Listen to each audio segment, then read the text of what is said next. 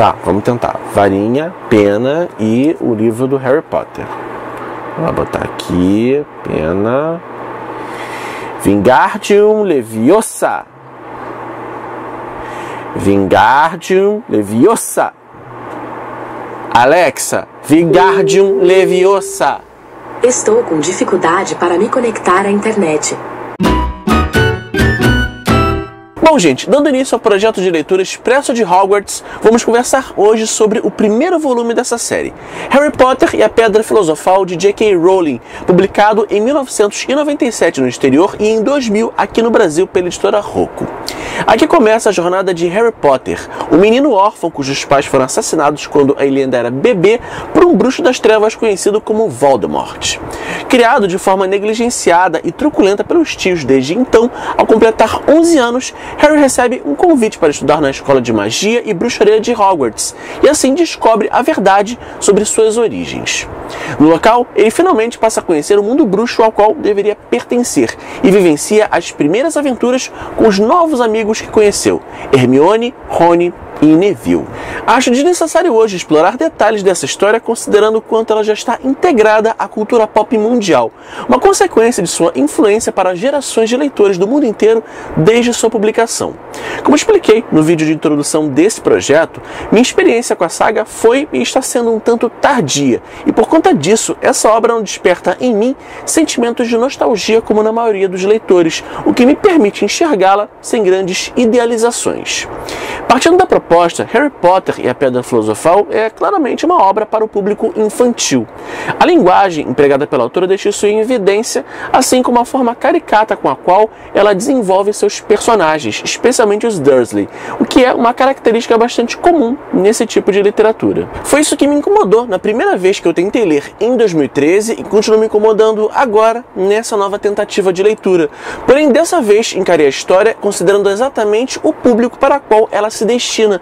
Isso permitiu que eu pudesse apreciar essa narrativa sem tentar exigir um grau de maturidade e densidade que ela não tem o compromisso de alcançar, e reconhecer que não há problema algum nisso. Esse é o segredo para se ler este livro pela primeira vez na idade adulta sem se frustrar. Talvez fosse porque vivia no armário escuro, mas Harry sempre fora pequeno e muito magro para a idade. Parecia ainda menor e mais magro do que realmente era, porque só lhe davam para vestir as roupas velhas de Duda, e Duda era 4 vezes maior do que ele. É impossível deixar de reconhecer o talento de J.K. Rowling em entreter e despertar sentimentos no leitor desde as primeiras páginas, onde a absurda sequência de maus-tratos sofridos por Harry nas mãos dos tios e do primo instigam ao máximo o nosso senso de justiça, que em pouco tempo é acalmado um pouco com um certo grau de punição a essa família odiosa. O fato de eles serem essencialmente caricatos e unidimensionais, a gente meio que deixa de lado pelos motivos que eu citei agora há pouco, certo? Mas aquilo de que tanto ouvi falar pelos fãs, a tal da magia que encanta leitores do mundo todo, só começa a ganhar forma mesmo com a entrada de Hagrid na trama, que revela a verdade sobre as origens de Harry e o introduz, assim como a nós, leitores, às maravilhas do universo bruxo. O passeio pelo Beco Diagonal é definitivamente encantador, assim como o próprio Castelo de Hogwarts. A forma como a narrativa nos apresenta esses espaços mágicos realmente instiga a nossa vontade de entrar nessas páginas e ver tudo aquilo com os próprios olhos, materializado ali na nossa frente. É realmente incrível demais. O caminho estreito se abria, de repente, até a margem de um grande lago escuro. Encarrapitado no alto de um penhasco na margem oposta, as janelas cintilando no céu estrelado, havia um imenso castelo com muitas torres e torrinhas. Harry Potter e a Pedra Filosofal, de todos os livros, é o único que eu ainda guardava lembranças vívidas da adaptação, por já ter assistido em mais de uma ocasião. Mas certos detalhes da trama e até mesmo algumas questões do final eu já não me recordava muito bem. De um modo geral, achei que filme e livro são bem parecidos. O filme tem a seu favor o fato de ter amadurecido um pouco a proposta original da história, tornando ela menos infantilizada na tela, mas sem perder a essência magnética que o livro proporciona. Em compensação, gosto da forma mais natural e menos idealizada como a autora construiu a relação entre Harry, Rony e Hermione aqui no livro. Harry e Rony, por exemplo, apesar do vínculo genuíno que os une desde que se conhecem no Expresso de Hogwarts, acabam se estranhando um pouco no belíssimo capítulo do Espelho de Ogezed, um dos meus favoritos e que me surpreendeu por sua densidade. Hermione, por sua vez, é uma personagem bem mais inquietante que sua homônima cinematográfica. Seu excesso de disciplina e determinação acaba gerando uma tensão inicial entre ela e os meninos. Isso também está aqui no filme, claro, mas soa contraditório na adaptação, pois eles parecem se integrar bem desde o início, surgindo uma rusga apenas a partir de uma crítica de Rony.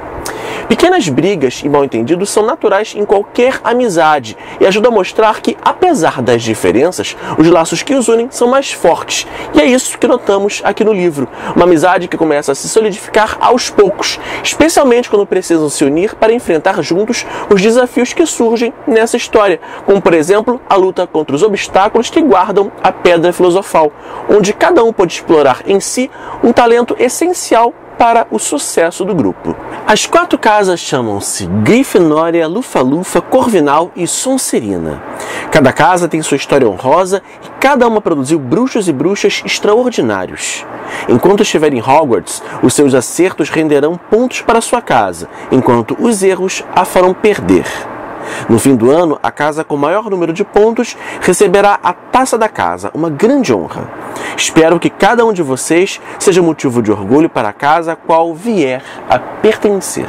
Um ponto que eu achei importante salientar sobre esse livro é que, por se tratar do primeiro capítulo de uma série, esperava que ele explorasse mais alguns elementos meramente introduzidos, como as casas de Hogwarts, por exemplo. Ainda não sei que autor irá trazer a narrativa nos próximos livros, mas senti que Lufa-Lufa e Corvinal não tiveram espaço nesse livro, que parece mais girar em torno e a favor da Grifinória, desde a seleção do protagonista e seus amigos para lá, quanto a forma como tudo aqui a favorece para que se destaque, seja no quadribol ou na Copa das Casas.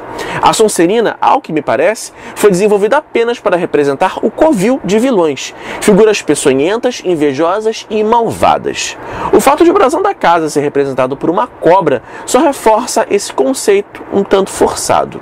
Além disso, me chamou a atenção a forma seletiva com a qual o mundo bruxo parece ignorar o mundo trouxa. No início da história fica claro para mim que esses dois universos convivem no mesmo espaço. Por isso me causou estranheza quando Olívio, o capitão do time de quadribol da Grifinória, afirmou desconhecer o que era basquete. A coisa fica ainda mais contraditória quando, mais à frente, durante uma partida do jogo bruxo, Dino Thomas faz alusão às regras do futebol e é corrigido por Rony, que parece conhecer bem a diferença entre os dois esportes. E essa é só uma das diversas contradições que estão espalhadas ao longo desse livro. Acho impossível também que um leitor adulto consiga ignorar nessa história o grau de negligência com que as crianças são tratadas por parte do corpo docente de Hogwarts, incluindo o diretor-alvo Dumbledore, que mesmo ciente dos perigos, não parece mover uma palha sequer para evitar que Harry, Rony e Hermione, de apenas 11 anos, corressem riscos dentro da escola se metendo na investigação sobre a Pedra Filosofal. Lógico que, por se tratar de uma história para o público infantil, é natural se esperar que elas assumam mesmo esse protagonismo heróico, mas ao final senti que todos foram condescendentes com o grupo, que basicamente não sofreu qualquer tipo de punição por terem se arriscado e infringido regras da escola. Ao contrário, né? Seus atos foram recompensados com celebração e pontos que garantiram a vitória da Grifinória na Copa das Casas. Dessa forma, a lição que o texto parece transmitir com essa conclusão é: está tudo bem burlar regras e se arriscar, pois no final das contas você vai se dar bem, especialmente se fizer parte da turma do Harry. Aliás, falando nisso, mais um ponto para a Grifinória. Mas assim, gente, apesar desses detalhes, minha avaliação final desse primeiro livro é bem positiva. Me diverti de verdade percorrendo essas páginas e explorando esse universo mágico que é, de fato, encantador, mesmo para o leitor mais maduro. A forma sensível com a qual J.K. Rowling desenvolveu temáticas como a busca pela identidade, autodescoberta e pertencimento talvez seja o grande trunfo dessa narrativa e o que a torna tão atraente para os pequenos e jovens leitores, assim como consegue ressoar fortemente e gerar identificação também com o público mais maduro, esteja ele movido ou não pelo sentimento de nostalgia. Harry Potter e a Pedra Filosofal é publicado no Brasil pela editora Rocco e possui diversas edições disponíveis, tanto em brochura quanto em capa dura. Inclusive, acho importante até destacar que a tradução desse livro passou por uma revisão nas edições mais recentes, apesar de não haver qualquer informação sobre isso aqui na ficha catalográfica. São pequenas alterações, como por exemplo, a troca do termo mágica por magia ao longo do texto, que é mais adequado para o contexto dessa história. Nada que efetivamente influencie na compreensão dessa narrativa. Pelo que apurei, as edições publicadas após 2020 já trazem essas alterações, presentes inclusive na versão em audiobook, ok? Aqui na descrição do vídeo você vai encontrar links para adquirir esse livro através do site da Amazon. Ao comprar através deles, você estará ajudando o canal e desde já eu agradeço. Se você gostou desse vídeo, não esqueça de dar aquele joinha, comentar, se inscrever aqui no canal e também de me seguir nas redes sociais. Até o próximo vídeo. Tchau, tchau.